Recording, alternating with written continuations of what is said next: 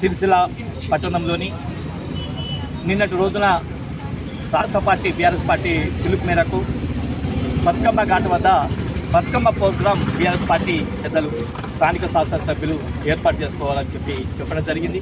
అందుకు గాను నిన్న మధ్యాహ్నం స్వయంగా కమిషనర్ గారికి మరియు టీపీఓకు చెప్పి ఒక రోజు కార్యక్రమం సార్, ఒక సాయంత్రము ఈ పెక్సీలో 10 పెక్సీలు ఉన్నాయి, ఒక స్టే చేసుకుంటున్నాం, మళ్ళీ రేపు మధ్యాహ్నం వరకు తీసేస్తామని చెప్పి స్వయంగా నేనే మాట్లాడడం జరిగింది. మాట్లాడిన తర్వాత అనుకోకుండా సాయంత్రం 4 గంటలకు వర్షం కారణంగా ఆ రోజు ప్రోగ్రాం తెలంగాణ భవన్లో చేసుకోవడం జరిగింది. పొద్దున 7:35-40 నిమిషాలకు ఎవరు ఏంటిది అనేది మాకు తెలియదు. పూర్తి స్థాయిలో సిఐ గారు ఎంక్వైరీ చేసి దాని మీద రిపోర్ట్ చేయాలి.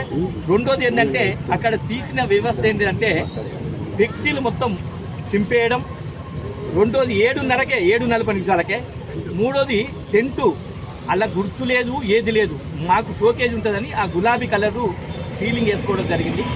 దాన్ని మున్సిపల్ సిబ్బందితోటి పచ్చలుగా మీటర్ కోటి అర్ధ మీటర్ కోటి చింపి అక్కడ పారేయడం జరిగింది. పూర్తి స్థాయిలో ఇది పార్టీకి మాకు అందరి అభిమానులకు తెలిసింది కాబట్టి ఈరోజు ఇక్కడ స్థానికంగా వచ్చి చేరుకుంటే ఆడ వక్కలు కోసేసినట్టు ఆనవలసిన కనిపిస్తున్నాయి. మీడియాల ద్వారా అవి చూపించడం జరిగింది.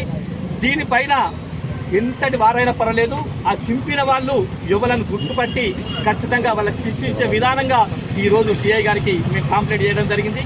అంతేకాకుండా ఈ మున్సిపల్ సిబ్బంది, మున్సిపల్ కమిషనర్ గారు అసలు కళ్ళకు కనిపిస్తలేవా, అసలు చెవులు వినపడతలేవా? మరి మున్సిపల్ ముందటనే 20 రోజుల కింద అయిన బర్త్డే ఫ్లెక్సీలు, కాంగ్రెస్ ఫ్లెక్సీలు ఇప్పటికి సుతా కంటిన్యూషన్ ఉన్నాయి.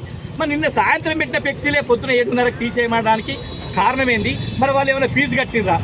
పాత డేట్లు ఏమైనా రసీదులు చెప్తారు, అటువంటి మునగాళ్ళు ఉన్నారు. కాబట్టి పూర్తి స్థాయిలో ఈ ఫ్లెక్సీలు ఇప్పుడు చూసినా కానీ ఫ్లెక్సీలు కాంగ్రెస్ 15 రోజుల కింద ప్రోగ్రామ్ అయిపోయినాయి చూస్తున్నాయి. ఒక్కొక్క బర్త్డే అయితే 4 రోజులు 5 రోజులు ఉంటాయి. కేవలం భక్తి శ్రద్ధలతోటి మన భక్తులను ఆహ్వానించడానికి స్వాగతం సుస్వాగతం అని పెట్టిన ఫ్లెక్సీలు చింపేయడం, ఆ టెంటు చింపేయడం పూర్తి స్థాయిలో మా బీఆర్ఎస్ పార్టీ పక్షాన మేము ఖండిస్తున్నాం.